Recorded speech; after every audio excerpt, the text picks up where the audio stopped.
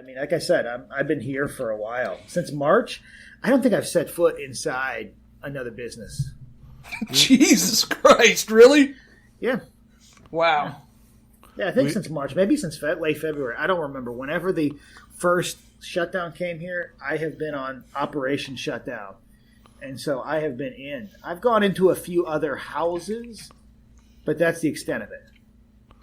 Well, we need to keep it locked down to flatten the curve. Yeah.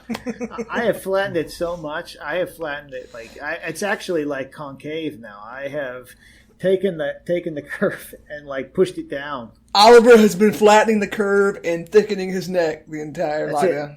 That's what I'm here for. An extra inch on the neck and an extra 1,000 transmissions off the curve. And you remember that there's a new Dune movie coming out. Wow, yeah, that's right. They looks terrible. I'm not going to be watching that, but you know.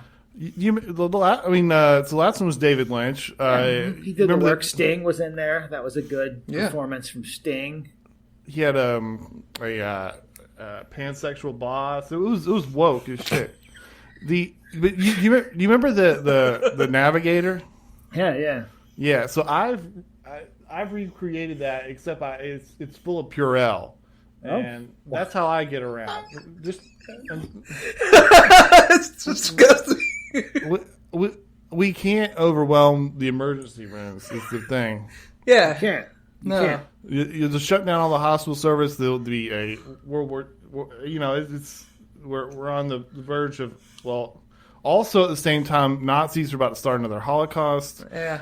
There's an anarcho-communists are going to run Portland. It's times are tough all over. Another day in America. It's tough.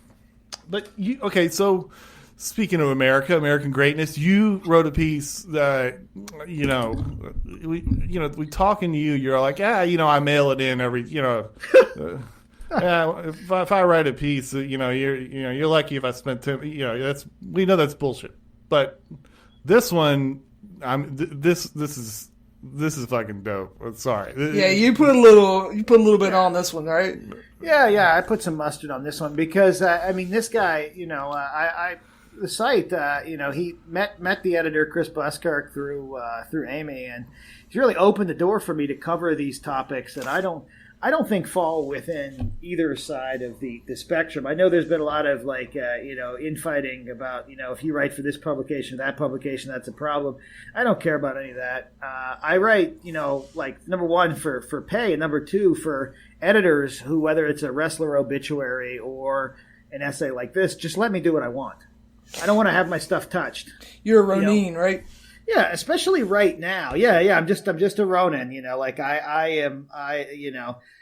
and this happened to be the forum, the right forum. I had done an episode on the Patreon side of What's Left, and Chris had listened to it, and we got to talking, and actually really two essays came out. The other one is about lifting weights. It came out after this one, but they're kind of tied to this same topic, this idea of a world where we are seeing, and listeners I think will find it interesting, we're seeing so many people prevail, and I guess you got to put prevail in quotes, but we're seeing so many people advance their causes or move up ladders by accentuating weakness, by pointing to something that leads to a disqualification or a technicality. And this is expected to be something that the majority, that the population, not just the majority, but everyone is going to accept.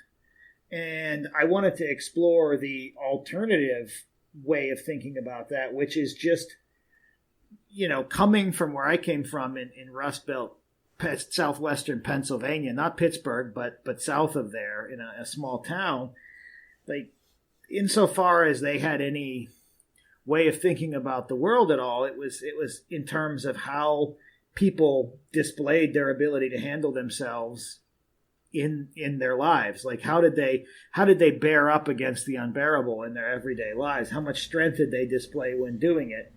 And what was always admired was strength in the face of everything. Like win or lose, what mattered was that you were utilizing the strength that you had.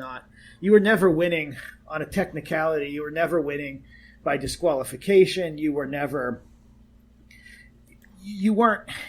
working it that way. You went the other way, and I think that's just a problem that when you try to build consensus right around the various like social movements that are developing in the United States, and when you're trying to build consensus on it in a kind of top-down way, and they'll say it's the bottom up, but if everybody from Uber to McDonald's is asking for ideological lockstep beliefs prior to buying a hamburger or using a rideshare, then I would call that a top-down implementation of this.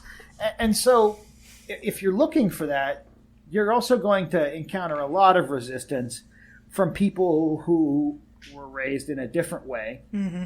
And that cuts across all spectrums, all classes, all races, everywhere. You're going to encounter that resistance. And for good reason, because you touched on this a little bit in your article. You can't have everybody be the person who said, "Hey, you gotta spot me a little bit. I'm disadvantaged." If we're lost in the desert and we got one canteen and we're all arguing over who's the weakest person and needs the drink, we're not gonna make it out. We're gonna fucking die. That's the summary. I mean, that's the summary right there. And you can argue over the canteen when you're in the woods next to the creek, and you have nothing better to do.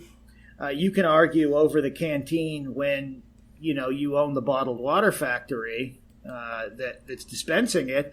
But you in those circumstances where the rubber really hits the road, that's where this idea of arguing that you deserve something out of weakness, not just because a need to make you strong, a need to pull you up or lift you up, but simply out of weakness. And that's a distinction, again, that cuts across. To be given the canteen out of pity versus to be given the canteen. Maybe you're the weakest person in the Donner Party that day or something like that.